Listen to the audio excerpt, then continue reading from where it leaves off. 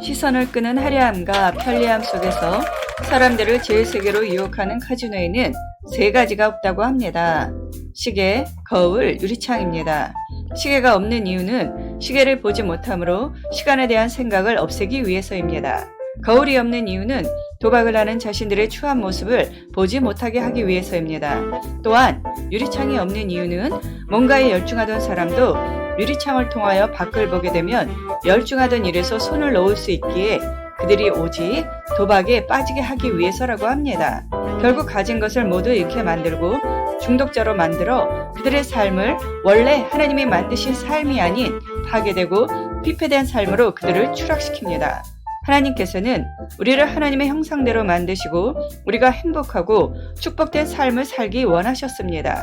하지만 태초부터 사탄은 우리가 하나님의 영광의 도구로 사용되어 이 땅에서 하나님의 나라가 확장되고 많은 사람들이 하나님의 자녀로 기쁨의 삶을 사는 것을 원하지 않았습니다.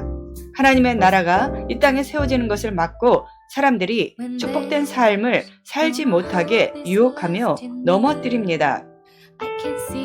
이런 세상에 살고 있는 우리들을 위해 하나님께서는 우리의 삶에 가장 소중한 세 가지를 말씀하십니다. 첫 번째는 믿음입니다.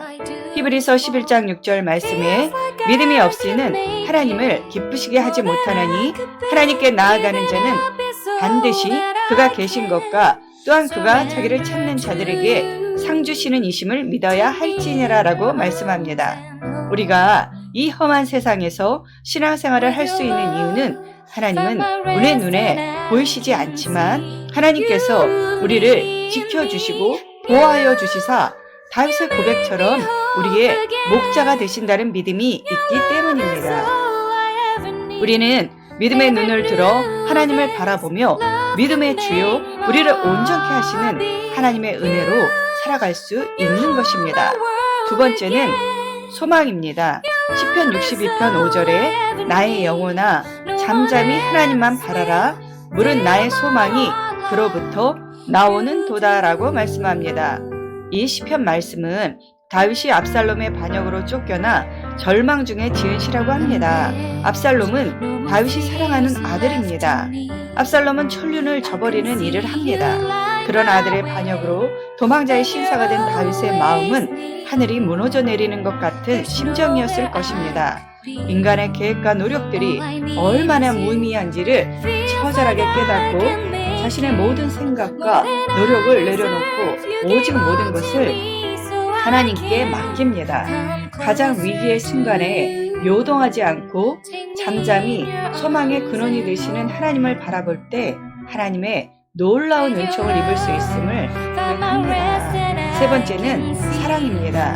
요한복음 3장 16절에 하나님이 세상을 이처럼 사랑하사 독생자를 주셨으니 이는 그를 믿는 자마다 멸망치 않고 영생을 얻게 하려 하심이라 라고 말씀합니다. 하나님께서는 우리를 너무 사랑하셔서 하나님의 귀한 아들 예수님을 우리를 위해 십자가에 못 박히고 피 흘려 죽게 하심으로 우리를 죄에서 구원하여 주십니다. 우리가 먼저 하나님을 사랑한 것이 아니라 하나님께서 우리를 먼저 사랑하여 주셨습니다.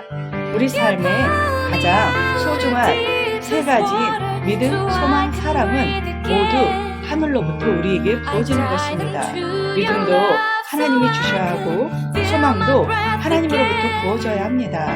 그리고 사랑도 먼저 하나님께서 우리를 사랑하셨기 때문에 우리가 사랑할 수 있는 것입니다.